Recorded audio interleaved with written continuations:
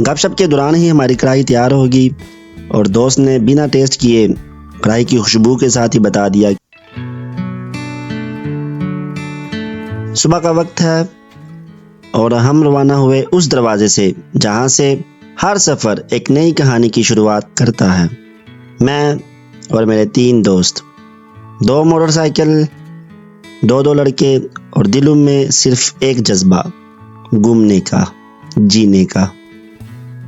सफ़र शुरू होता है हंसी मजाक से, बातों से, एक दूसरे को पॉइंट मारने से, और कब पहुंचना है, कैसे करना है, क्या करना है, क्यों करना है और क्या क्या प्लान्स हैं, ये सारी बातें और ढेर सारे सवालों के साथ हम निकल पड़ते हैं बिना मंजिल को मुंतखब किए और बिना किसी प्लान के अचानक मोटरसाइकिल निकालते हैं और निकल पड़ते हैं, क्योंकि हम सब आज बिल्कुल फ्री थे। इंजन की आवाज़ कम थी, हमारी हंसी ज़्यादा।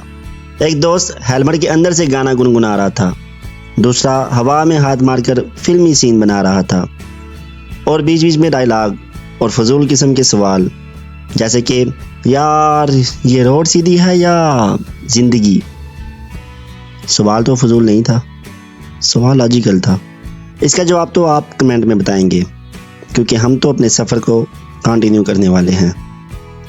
कहा जाता है मंजिल से प्यारा सफ़र होता है, और हमने इस सफ़र को पूरे दिल से जिया। रास्ते, दरख्त, हवा, सब ने जैसे हमें खुश आमदीद कहा हो। एक मुकाम पर रुके, थोड़ी सी रेस्ट की। असल मज़ा उन तस्वीरों का था जहाँ पर हर कोई हीरो बनने की कोशिश कर रहा था। एक कहता है यार मेरी तस्वीर अच्छी नहीं आई, और दूसरा अरे नहीं बे तेरा कैमरा ही ख़राब है, तुझे फ़ोटोग्राफी करनी ही नहीं आती।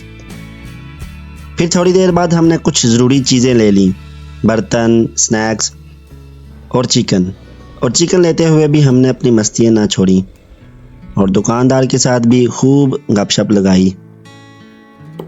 फिर हम एक प्यारी सी जगह पहुँचे, वो मंजर जहाँ सुकून भी सांस ले रहा हो। सामान रखा, बैठे, बोतल खोली, और स्नैक्स के साथ दोस्तों की हंसी ने फिर से महफिल जमा दी। फिर आई खाना बनाने की बारी। जिम्मेदारी मेरी थी तो शेफ भी मैं ही बना। किसी ने गोश्त धोया, किसी ने सलाद बनाया, और किसी ने सिर्फ इंस्टा स्टोरी बनाई।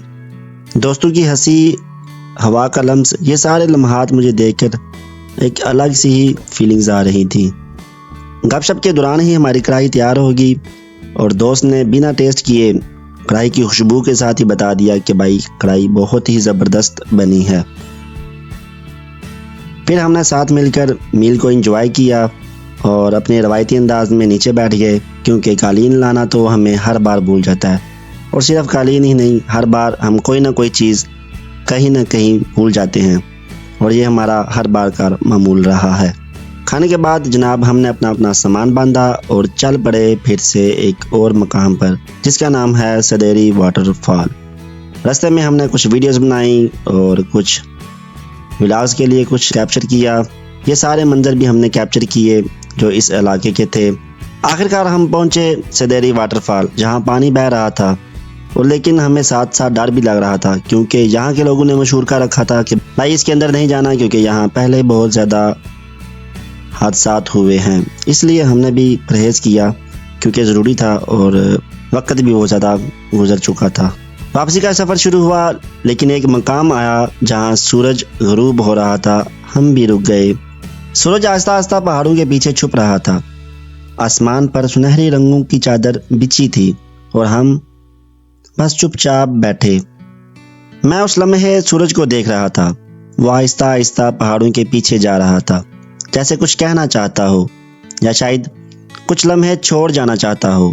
तब अचानक दिल में ख्याल आया, ज़िंदगी के कुछ लम्हे भी तो ऐसे होते हैं, खूबसूरत, खामोश, और रुखसत होते वक्त दिल में खला छोड़ जाते हैं। कुछ रिश्ते, कुछ बातें कभी मुकम्मल नहीं हो पाती, बस शाम के सूरज की तरह पीछे रह जाती हैं, और हम सब दूर बैठकर उन्हें देखते हैं, महसूस करते हैं, और दिल ही दिल में कहते हैं काश वो लम्हे थोड़ा और ठहर जाते। इन लम्हों को हमने महसूस किया और वापसी की तैयारी की, और जैसे हर कहानी में एक नया ट्विस्ट होता है, ऐसे ही हमारे साथ आज हुआ कि हमारे साथ आते हुए रास्ते में एक बाइक पंक्चर हो गया। थोड़ी देर पैदल चले, लेकिन अल्लाह का शुक्र पंक्चर वाला जल्दी ही मिल गया। फिर हमने जनाब वापसी का सफ़र शुरू किया दोबारा से, और शाम काफ़ी हो चुकी थी, अंधेरा छा चुका था, लेकिन दिल हल्का, यादें भारी और सफ़र मुकम्मल। उम्मीद करता हूँ आपको मेरा ये व्लॉग पसंद आया होगा।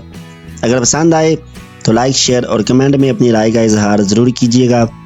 दुआओं में याद रखिएगा। अगली वीडियो तक मिलते हैं। अल्लाह हाफिज़।